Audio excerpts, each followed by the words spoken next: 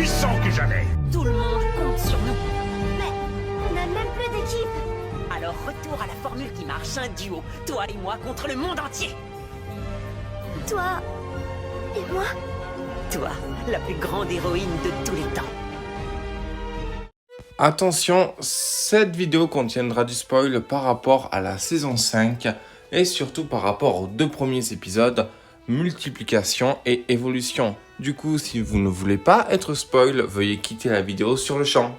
Il y a presque un an, personne ne croyait à la théorie Adrien Sentimonstre. Il y a presque 6 mois, personne ne croyait à la théorie Adrien et Félix Sentimonstre. Et ensuite sont arrivés les 2 épisodes qui ont prouvé que cette théorie était vraie. L'épisode Gabriel Agreste pour Félix et l'épisode éphémère pour Adrien. Mais je pense qu'il y en a un 3e. Salut les miracleurs, ici Mr Dreams et bienvenue sur ma chaîne. Aujourd'hui, je vais vous parler de ma théorie sur les triples sentimonstres. Attention, vu que c'est une théorie, n'allez pas vous imaginer que c'est vrai. Si ça se trouve, tout ce que je dis c'est n'importe quoi. Mais bon, vous allez comprendre où je veux en venir à la fin. Du coup, commençons. Nous savons que Adrien et Félix sont des sentimonstres, ça nous le savons très bien.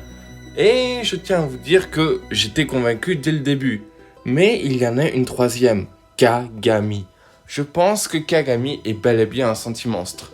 D'ailleurs, franchement, vous n'avez rien remarqué? L'alliance entre Gabriel et la mère de Kagami? Eh oui.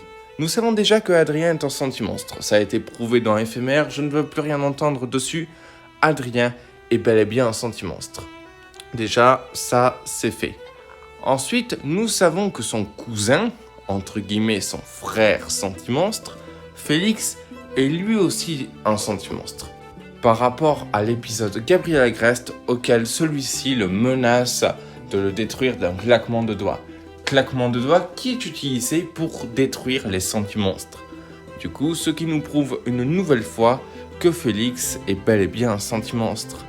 Mais vous devez vous demander une question. Et Kagami? Pourquoi est-ce que je pense que Kagami pourrait être un sentimonstre? Je veux dire, littéralement, rien n'a prouvé pour l'instant dans la série que Kagami serait un sentimonstre.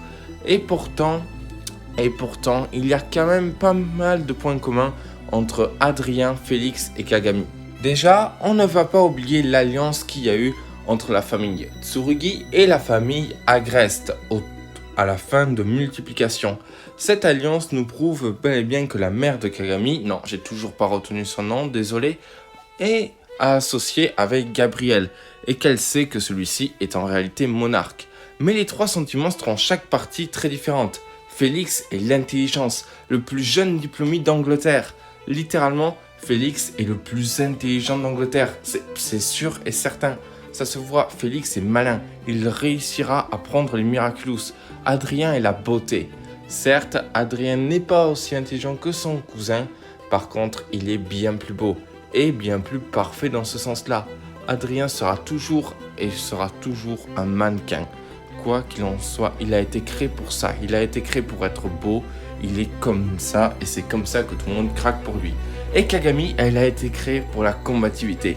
Kagami n'a peut-être pas la beauté, même si elle est très jolie, n'a peut-être pas l'intelligence de Félix, par contre, elle a la combativité. Désolé, mais c'est une championne d'escrime. Il n'y a rien à dire. À chaque fois, elle a toujours démontré son talent, même dans Gabriel Agreste. Mais comment est-ce que c'est possible? Eh bien, je pense qu'après avoir créé le sentimonstre, la famille Agreste a organisé une fête pour fêter la naissance de Adrien. Évidemment, Emily se rend compte que sa sœur jumelle et une de ses amies, Madame Tsurugi, ne réussissait pas à avoir d'enfant. Du coup, elle a donc décidé d'utiliser à nouveau le Miraculous du Pan. Cette fois-ci, pas pour elle-même, mais pour créer 2 autres enfants. Un enfant pour sa sœur, qui sera au courant. D'ailleurs, on peut noter qu'à la fin de multiplication, elle dira à son fils qu'elle le protégera des super-héros, comme si elle savait qui était son fils. Et pour Madame Tsurugi, elle lui créa une fille parfaite, digne de l'éducation japonaise, et surtout qui avait la combativité. Une fille qui sera forte en escrime et qui atteindra toujours ses objectifs, quoi qu'il arrive. Et oui, on pourrait imaginer que ces 3 enfants sont parfaits. Et en vrai, oui, ils sont chacun parfaits et ils ont chacun un domaine différent. D'ailleurs, je pense savoir où se trouve la moque de Kagami. Pour tout vous dire, je pense qu'elle se trouve dans la fameuse bague des Tsurugi. Après, évidemment, je ne suis pas sûr et je vous rappelle que ce n'est qu'une théorie. Mais les trois sentimonstres ont un point commun. Et non, c'est pas parce que c'est des enfants, justement. Ils ont un point commun. Et ce point commun, c'est qu'ils ne sont pas du tout sociables. Ils ne savent absolument rien de la vie.